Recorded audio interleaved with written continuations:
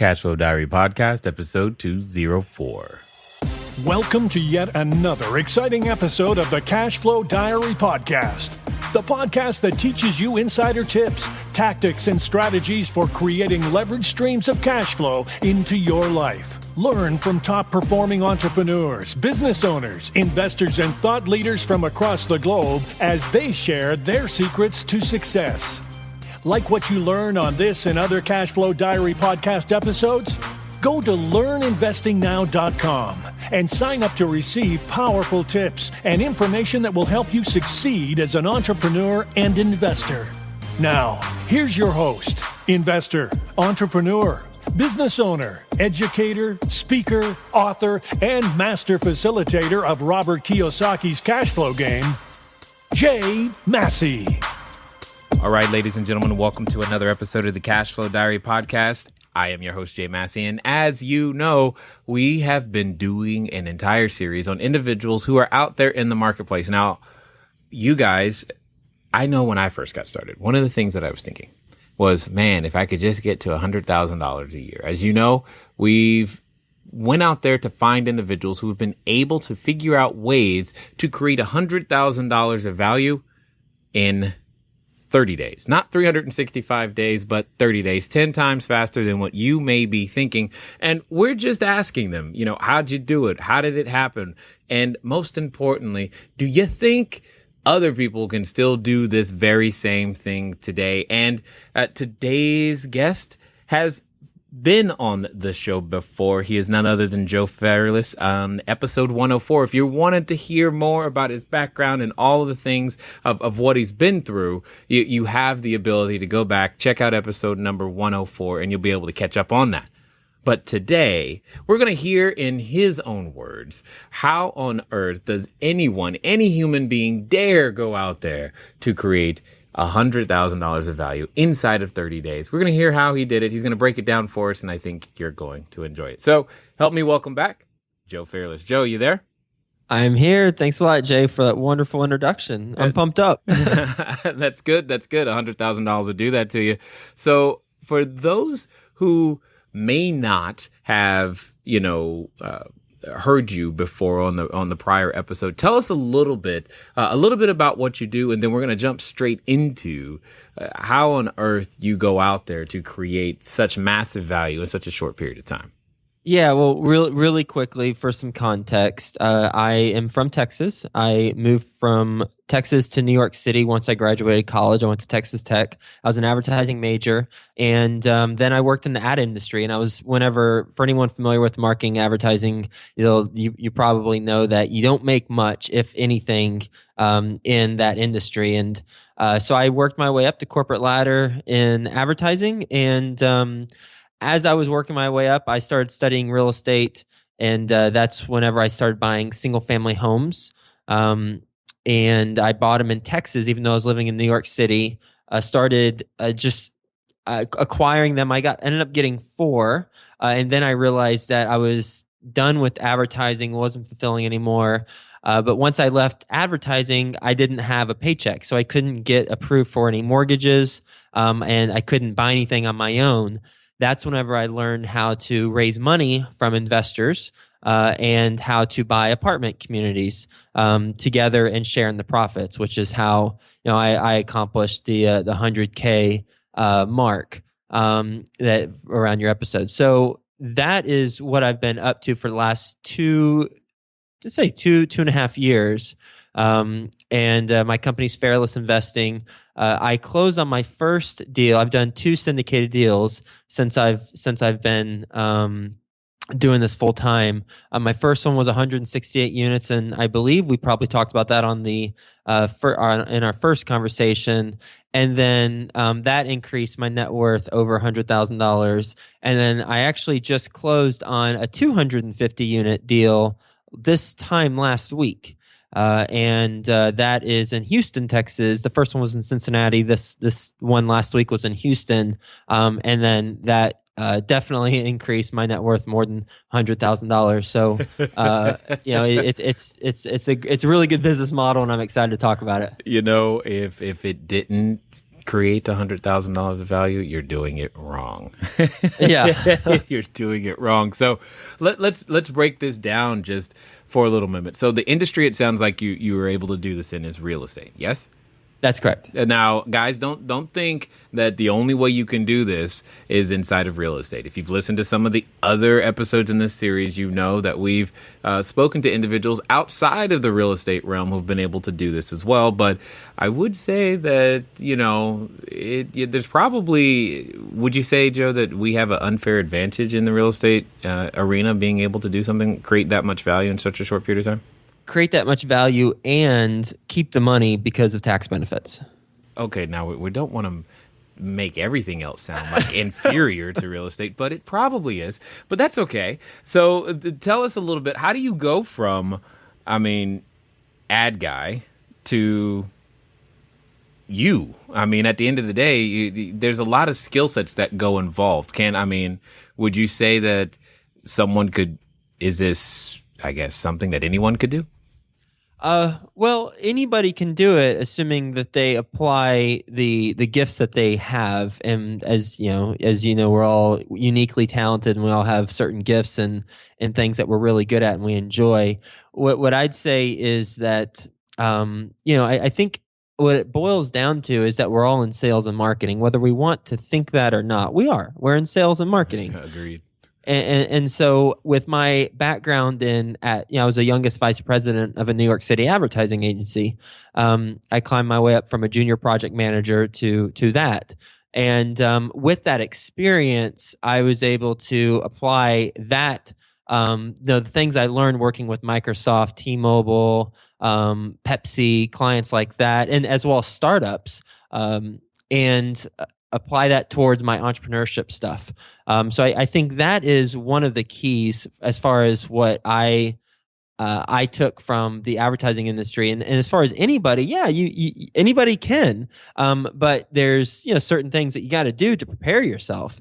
I think first is identify what you really enjoy doing. Because what you enjoy doing is what you'll be good at, therefore what you'll excel in. And then the second is to get the foundational knowledge, read a lot of books, listen to podcasts like yours, and kind of become educated. And then the third is to identify how much time are you willing to put towards it, because we all have time. It's just how we prioritize the time and where we choose to spend it. So you're telling me then this isn't going to happen overnight?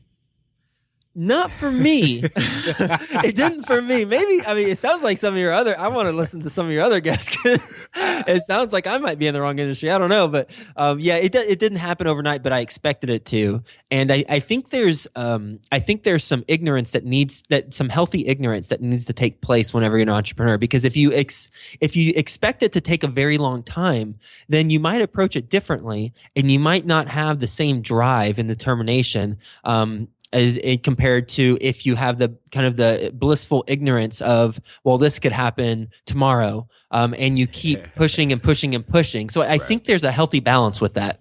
Indeed. I like what you said about healthy ignorance. That's for sure. Because if I knew a lot that I know now of the things that we would have had to go through, I might not have ever started.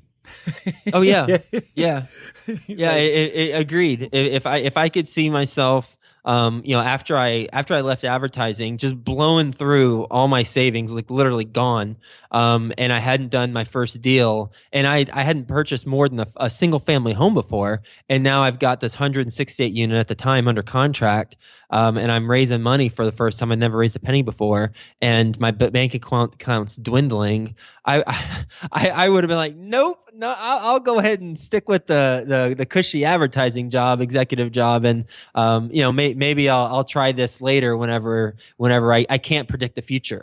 Yeah, right. So, well, then you could almost say to some level that it has taken you a number of years to be able to do that, to make that happen, because you're speaking about a lot of skill sets and things that you were able to apply that were gained over time that then ultimately resulted in this amount of value creation.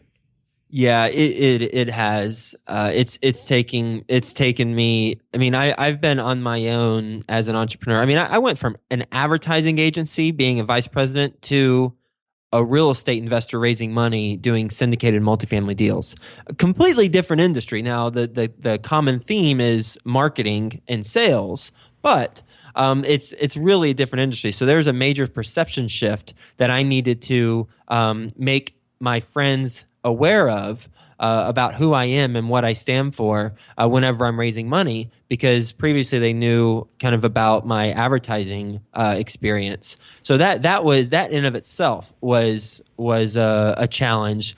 But yeah, it's it takes time, and I saw firsthand, the more time and the more effort you put into it, the more and quicker you're rewarded on the second deal. My first deal, I raised over $1 million to buy the 168 unit, and it took me about 120 days to do that, and it was 90 to 120 days to do that. And this second deal I closed on last Wednesday, I raised 1.1 million with a partner, and we did it in under 2 months, so under 60 days.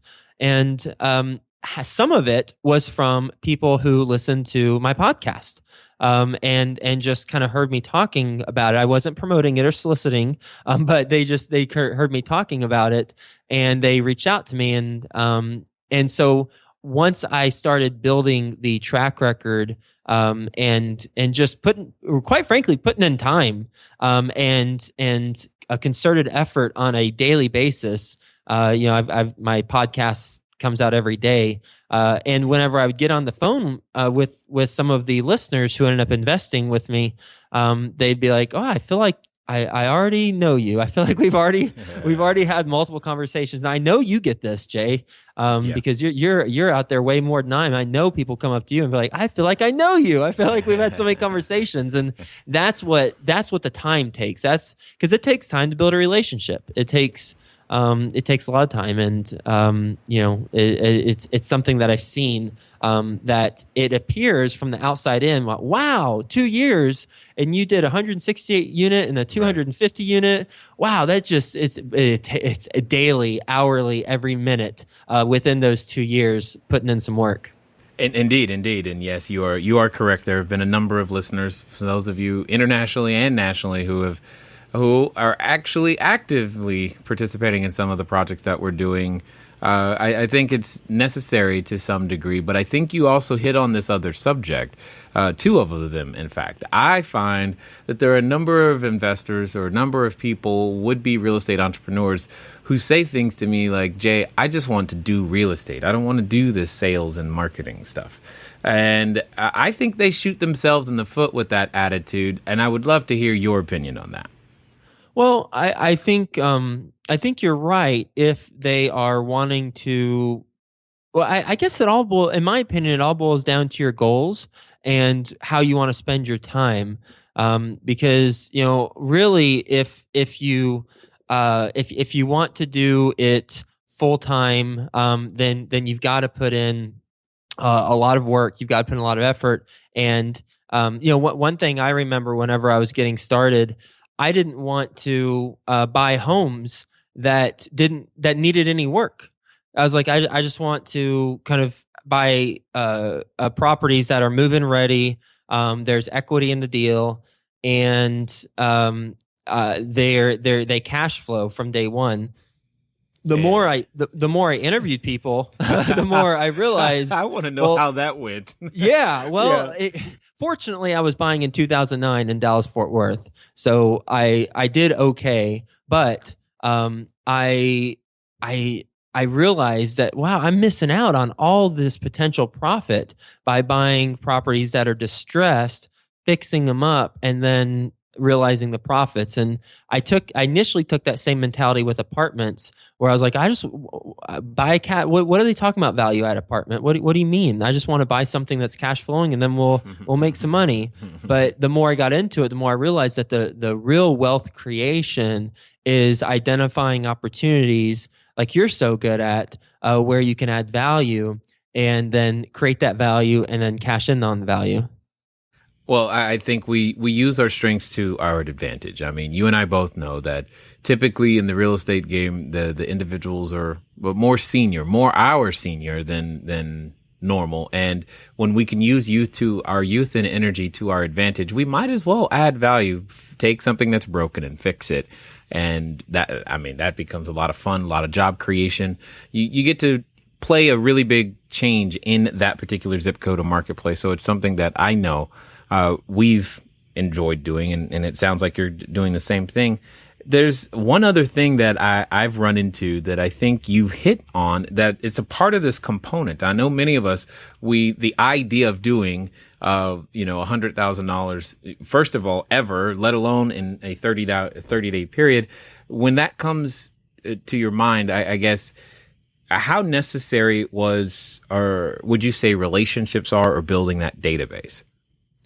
Well, I didn't realize the importance of building a database, and now I do. Now that I'm out, 2 years on my own, the relationships, it's the number one most important thing, and the way to build the relationships is to have time with somebody. That's why if you're looking to get out on your own with your own business, or if you're just looking to kind of build your real estate business or any type of business, then it's important to be front and center, because the only way you can shorten the amount of time it takes to build a relationship is by doing it in shorter, faster bursts of exposure. So if we've known each other for a year, but we only talk to each other once a month, then I think we can get to know somebody just as well, if not better,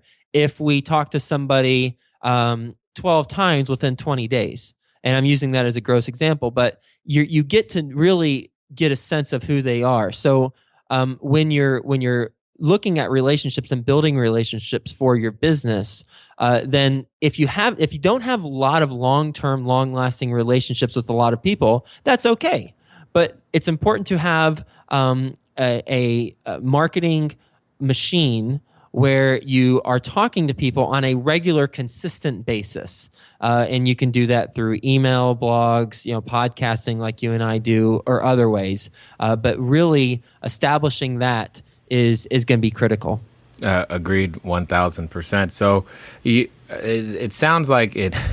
I had this question from a person, or at least this conception, that when you mention this process of raising capital, there's not like a little secret book that you and I pass back and forth of just a secret store or stash of money that we just call and say, hey, I need money. That doesn't exist, right? Well, I burned the phone number that you gave me, so I don't have that anymore. Well, good. I'm just trying to make the point of how the relationships are personal. And it's personal to the point to where you have to be the one to go out there and build them. Because occasionally I get the question, hey, Jay, can you just introduce me to someone who'll give me the money?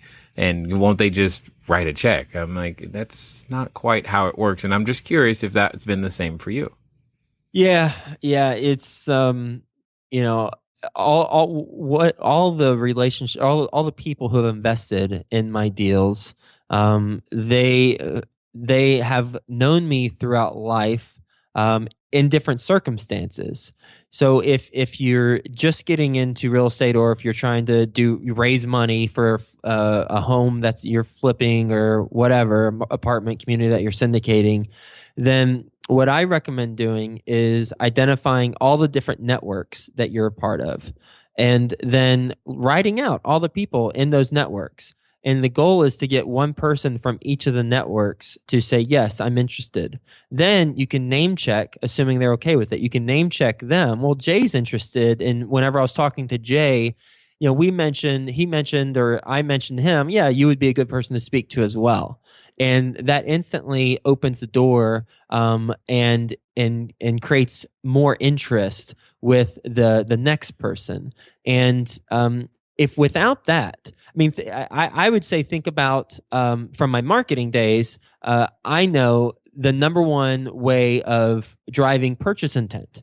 And it's not TV, it's not radio, it's not podcasting, it's recommendations from a trusted source. So if you go through friends and you are a trusted source to them, then they will recommend you. And that's the way it works. That's why probably if somebody does come to you in that scenario and they say, hey, I've got this good deal, can't you just introduce me to this person? If it is a good deal and you qualify it and you stand behind it, then when they meet this other person, assuming that you're in it as well, and I'm just using a hypothetical scenario, assuming you're in the deal as well, Jay, then I imagine it's going to be an easier conversation versus just some a random person coming to you and saying, can you make an introduction? And it's like, well, you can't just cut the check that way. Right. It's just the expectation that somehow that like there's a person who's just handing out money and all you got to do is have one conversation with them. There's still a bit of relationship component that's required. Now, most of us have heard about, books like the 7 Habits of Successful People. And I'm sure you've got certain daily habits that helped you to be able to, again, create this much value. Can you share with us some of those habits? So maybe there's something that someone's not doing, or they're doing it in a completely different way, or something that they can glean from what you do, how you prepare you to go out there and be the world changer and creator that you are, so that we can create more of them. Yeah, I'd say 3 things. One is I always start my day with something positive. I will never, ever, ever. The news isn't first? Ever watch the news in the morning. I don't watch the news, period. Right.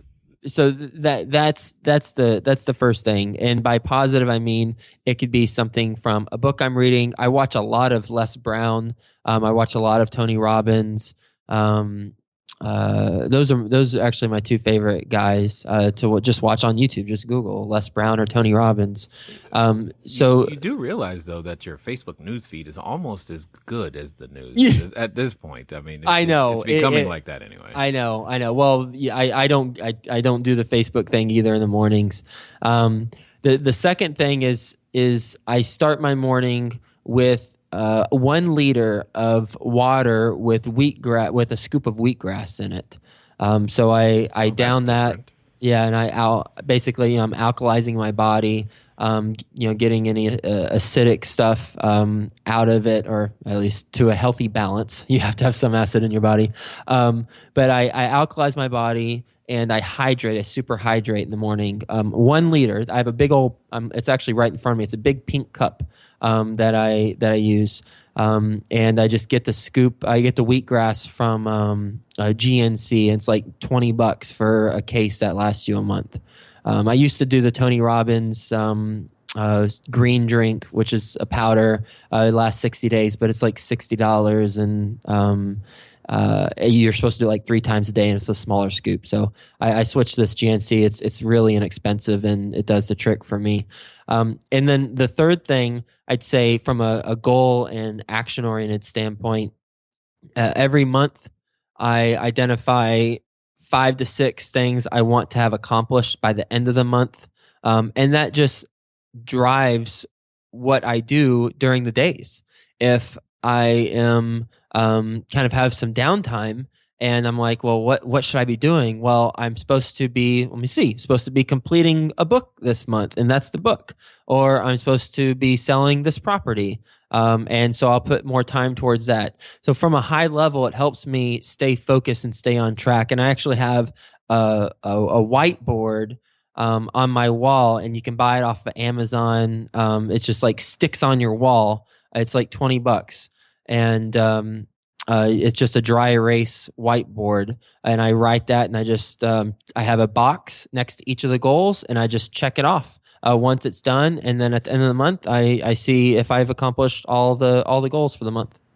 I've actually been looking for a whiteboard Yeah. I like the idea. I like the idea. As I look around my office, I'm like, which kid's picture is going to get Oh moved? no. I mean, that's basic. I've got photos and pictures of them everywhere, but I got no whiteboard, and I'm just like, what am I going to do? Whose heart am I going to break now? I'm just kidding. But you get my point. You get my point. A whiteboard is definitely something to be able to put together. So, let's talk a second about this idea of setting goals and these whiteboards. So, because obviously you set goals and you work towards them, or you wouldn't be able to be in the position to create that kind of value. When you did you grow up? Is this a habit that you got from kindergarten? Did mom teach it to you? Where did this concept of being able to not only just set the goal, but to actually attain the goal come from? Okay. Now, I've introduced you to a number of different people, and you've heard some things that are similar, and you're probably hearing some more things that are similar, and you'll hear some more as the episode continues. Are you moving at the speed of instruction and taking notes on these things? Because it's in those similarities where your clues lie. You've been wondering, what's it going to take for me to do something special in my industry? How am I going to go out there and become that breakout hit? What can I do to make that huge difference for myself and my family and in our business? And maybe even just simply, how on earth do I get out of the job? There's so many things that I think you're gaining. I just want to make sure that you take a moment, write them down. And then I'm concerned that if I don't say, go write them down, you just might not do it. Nonetheless, I'm saying it. Write them down. Take a moment, hit pause, write it down. It's worth it, because that written down information is something that you're more likely to take action on in the future. You know it. I know it. I'm just trying to get you to go do it. Here's something else you should do. Go send a text message to 72,000, 72000. Keyword is book, and you'll get a copy of Cashflow Diary, 10 Steps to Creating Wealth in Any Economy, or just go over to cashflowdiary.com/free book. Enough of that. Let's get back to Joe. I think I was born with the skill set or the characteristic or the trait of just having ridiculous tunnel vision and determination towards whatever I'm focused on. But the downside to that is, if I'm not focused or if I'm not into something, then I completely forsake it. It's done. Like I just don't pay attention to it. So there is a downside, but the upside to it is that I know it's going to be done, because it's already done. Whenever I commit to something, I know it's going to be done. It might not be within the same time frame that I want, because I don't want to kind of come off as, oh wow, if it's done, then I know it's going to be done by this day. Sometimes it's not done within the time frame, or sometimes it evolves to something else that is even better. But I know, as long as I stay true to I go into it with a pure heart and pure intentions, and I know I'm doing what I'm supposed to be doing, which is what I found is loving and serving millions of people. Then, in helping them with financial and professional success, then I know it's going to be done. So I'll give you an example from earlier. Whenever I was younger, I wanted to play college football. My high school team, we won the state championship in Texas, and I wanted to go on, but nobody was recruiting me, and I was just too slow to play receiver. Had good hands, but was way too slow to play receiver for Division I, Division II. And so I tried to walk on at Blinn Junior College, which is in Brenham, Texas, and I didn't make the team. So I trained every morning at 6 a.m. Over that off season, and then I went and I transferred to another school, Mary Hardin Baylor in Belton, Texas, and I ended up making the team and played and scored a touchdown. And then once I got a season under my belt, I was like, okay, this isn't for me anymore. Got it out of my system, and I went to Texas Tech and just enjoyed it and graduated from Texas Tech. But that's always been my mentality. And I think for anyone listening, how we can, if it's not something that comes natural, that just like dogged determination about something that you're focused on, then I think anybody and everybody has it in them. It's just a matter of does life have to create a circumstance where you have to rise above, or can you artificially create that circumstance for yourself and rise above without the sky falling in on your world? So this then brings up a really good question. How do you feel if or when someone says, well, Joe, you just got lucky? Yeah, well, I'd say they're not going to be a successful person if they say that. So I know a lot about them if they say that. But at the same time, I think there's some truth to that, because I think there's it's probably about, and I'm just making this up on the fly based on what I think, but I'd say it's probably about 80% hard work, maybe 10%. Well, I'd say it's 80% psychology, and then maybe 15% just right place at the right time, and then the remaining percent, what did I say, 80, 15, so 5% just straight luck, where it's like, all right, you just happen to be born in an era where you can do deal syndication. You happen to be born with, from a family that allowed you to go to college, even though I had student loans. So I mean, I'd say there is a luck component to it, but if you attribute the majority of somebody's success to luck, then it's ignorant. It's very ignorant. I'd say the at least every successful person I know, personally, it's not luck primarily. It is concerted, focused effort, accomplishing something that they feel like they're meant to be doing at that time. Yeah, agreed. Now, you mentioned the 80% psychology part. So let's talk about mindset while it's on the mind, so to speak. And what would you say? I mean, everybody's got varying mindsets around money. So having it, not having it, what we believe we can achieve financially. Is it mom's fault that I made money, or is it dad's fault? We've got all this stuff in our past. We have all of these associations with it. And I think over time that we change our association. So I'm curious to know if you had any specific challenges around the mindsets around wealth and money that you've had to deal with, having it, enjoy it, etc. And most importantly, what would you say money means to you? Well, money means to me an opportunity to provide positive influence, number one. And so the mindset around money, if we truly believe that, and I think that it would be a very healthy perspective to have. If we truly believe that, then what we'll do is we'll maximize the amount of opportunities for us to make money, to allow us to have more positive influence on others around us, create that ripple effect.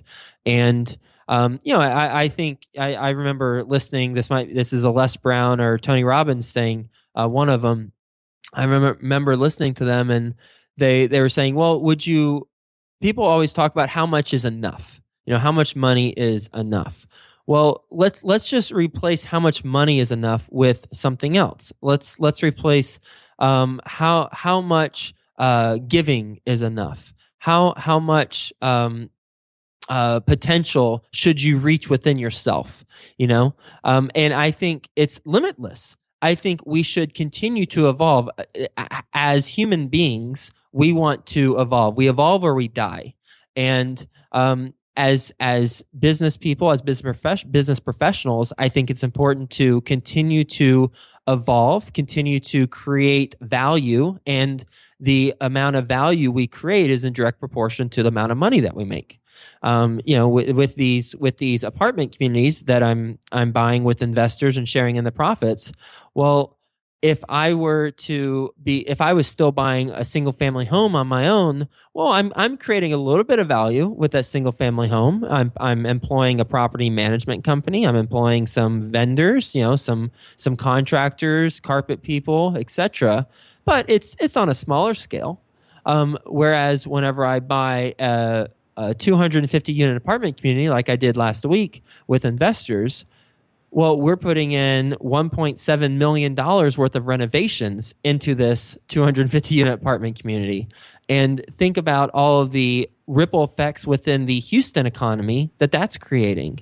And so by galvanizing my resources and being resourceful, I'm creating a whole lot of value. And as a result of creating that value, I can give back.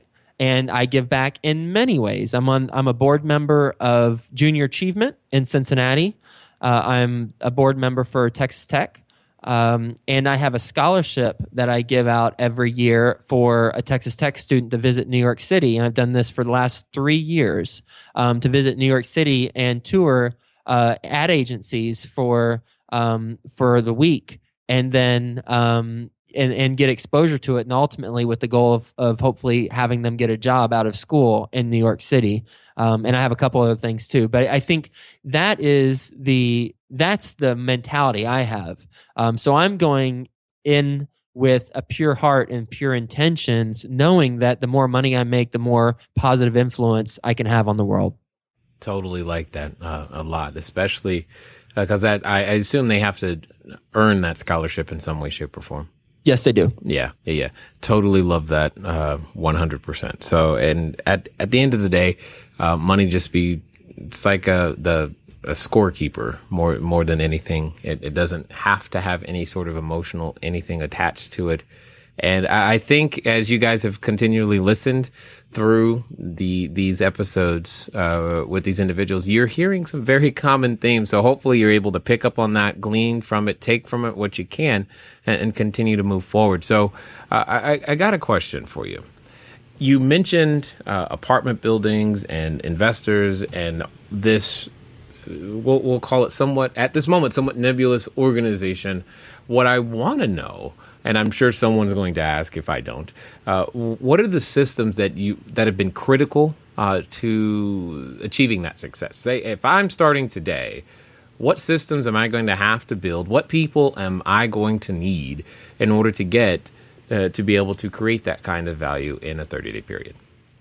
Well, in order to buy an apartment community with investors, this is going to be like a newsflash, but you need a apartment community and you need investors. So you basically need those two things. You bring them together and you buy something.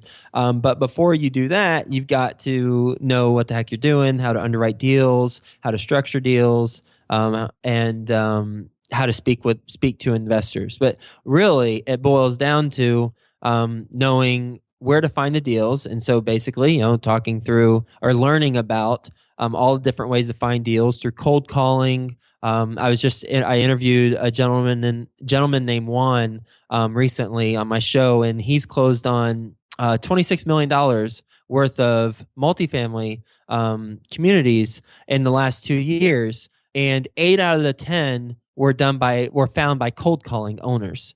Simply driving for dollars and looking at different apartment communities. And by the way, the largest one was 150 some units.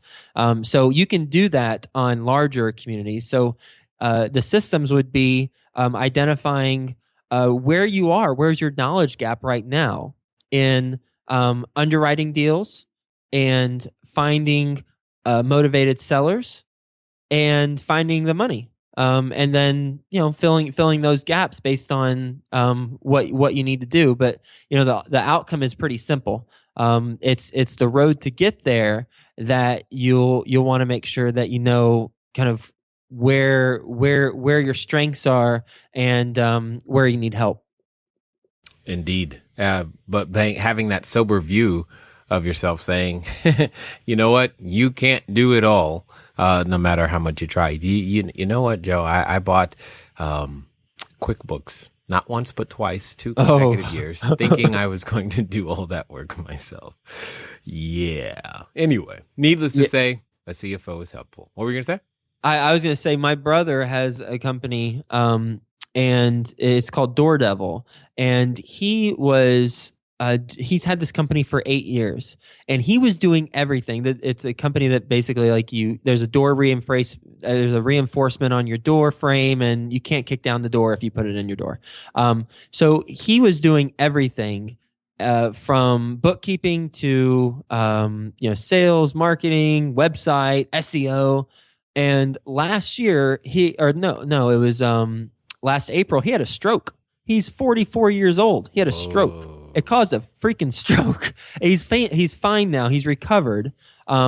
About 97% he's recovered because he was relatively young for a stroke. But the reason why he got a stroke, the doctor said it was a clot, like a cholesterol or a blood clot or something. But we're like, what causes that? Well, diet. He's a fit looking guy. It was stress. It was stress from doing things that he wasn't built to do and not reaching out to others. And he'll admit this, not reaching out to others for help. So it's not only life and death for your business, it can be life and death for you if you don't help, if you don't bring in help for things that you aren't good at, don't want to focus on, because life's too short to do stuff you don't care about. Yeah, you got that right. Now, while we're speaking of the weaknesses and things, I'm assuming your path has been somewhat similar to mine, and you haven't batted 1,000. Everything that you've tried hasn't gone the way that you had hoped, and you have what we call these opportunities, these great opportunities for learning. Character building experiences. Yes, character building experiences. Let's call them that. Can you share with us some of the I guess what you would consider some of the largest mistakes or character building experiences that you've had, and how you've used those and turned those into advantages to help propel you forward? Do we have another 45 minutes? All right, let's just pick the top one and go for that. Okay, all right. Yeah, well, I'd say number one that comes to mind is the fourth house that I bought. The first three were the model that I described earlier. They didn't need a lot of work, cash flowing, and I bought them at the right price. The fourth house, I'm in New York City at the time, and all my homes are in Texas. I live in Cincinnati now, but the fourth house, I wanted to get a little bit more creative. And I saw an opportunity, or so I thought. It'd be an opportunity. I got it from a wholesale dealer, and he said the house is $35,000 plus needs $5,000 in repairs. I just so happened at the time to have a $40,000 line of credit from American Airlines Credit Union, so I was like, "This is perfect. 35 plus 5 equals 40. I have 40. I'm going to buy it. I'm going to make the repairs. I'll manage it all remotely. This construction team that I'm going to hire, and that's it. It will cash flow. It will rent for $900. That's what the wholesaler is telling me. That's what I think it can go for. Well, and it was currently renting for $900.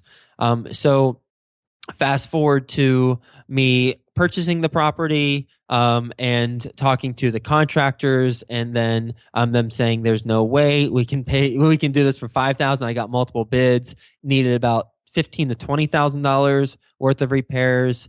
So that put me to $55,000 all in on the house. And then after it was all said and done, it rented for $795 instead of $900. So it rented for less. Somehow it rented for less with all these repairs, brand new kitchen, flooring. It was just a bad area. So the key is to make sure that the rent the rent that you're looking to achieve plus the repairs that you're looking to do are realistic and double and triple checked by people who know how to double and triple with a side of mayo, please. With the side of mayo and some mustard, yeah. Those numbers. Yeah, I get you 100%. I think we've all made that mistake on various different levels and in different ways and orders of magnitude. Well, the good thing is it was only tens of thousands, not hundreds of thousands or millions of dollars that you got to learn that lesson with. Oh yeah, and I definitely have applied that lesson towards the apartment communities that I've purchased. That was the last house that I bought. I sold it. So now I have 3 homes. The first 3, and I sold that fourth one, the Ugly Duckling. It was just bad juju. So I wanted to get it out of my portfolio. But now with the apartments, I apply those lessons, and knock on wood, so far so good. Yeah, totally understood. Makes perfect sense. So as we wind down here, if you could speak to that person or persons who are striving, they're out there, they're thinking, is this possible? I'd like to replace my current, W-2, my job income, and or I really like to, aim for that $100,000 in a 30-day period. What would you say to that person who might feel like that what we're talking about, it's a little still far out of their reach, but they still want to give it a shot? Well, what I'd say is, what would you like to do? What do you want to do? What do you enjoy doing right now? If you don't know what you like to do, then what do you enjoy doing right now? Or if you don't know what you want to do, what do you enjoy doing right now? Because ultimately, that's what you're going to do really good at. That's where you're going to make your money. I think you can pretend and fake to do things and do okay and do well at certain things for a certain period of time. But ultimately, when you're going to be fulfilled is when you're doing things that you feel like you were put here on this earth to do. So that's the first step. The first step is to identify what you enjoy doing. And then the second step is to educate yourself in that area. And how are people making money? Who on Jay's show has made money doing what you enjoy doing? And then learn from that person. Study them, learn their case studies, and learn other people like them and learn their case studies, and just simply model after what they've done and how they got to where they're at. And then you'll get to where they're at. You'll exceed if you choose to exceed. It's just a matter of how you prioritize it in your life, how much time you want to spend towards it. Awesome. Thank you very much. Now, if you can, share with us a little bit how someone can stalk you on the internet. I mean, track you down and listen to your great content too.